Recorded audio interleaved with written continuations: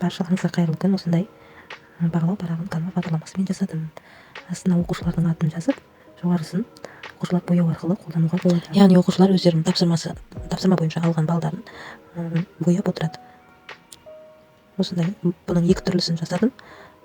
Кезекті бағалау парағы осындай көліктер арқылы жасалады. Мынау екінші түрі. Бұл жерде оқушыларға стикер тарату арқылы оқушылардың өзінің жинаған балын белгілеп отырады. Бұның бәрін ламинаттап қолданамыз. Астына аты жөнін, оқушы аты жөнін жазып қояды. Алдымен бұның бәрін қиып аламыз. Көліктерді осылай қиып аламыз. Және көліктердің терезесінің жоғарғы және төменгі жағынан қиямыз да таспаны өткіземіз. Бұның бәрін ламинаттап алуымыз керек. Сол кезде көліктер жақсы жүретін болады.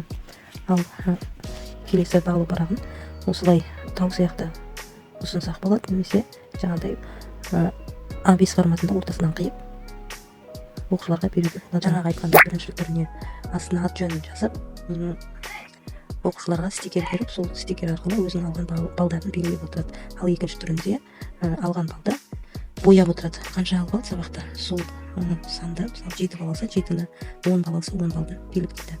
Келесі көліктерді осылай шығарып, таспасынан өткізіп аламыз.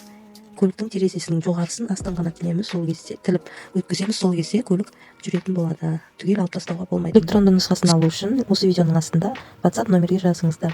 Сабақтарыңызға қандай да бір идея алған болсаңыздар, өте қуаныштымын. Осы видеоға лайк басып, пікір жазып, арнамызға тіркеліп кетіңіздер. Сау болыңыздар.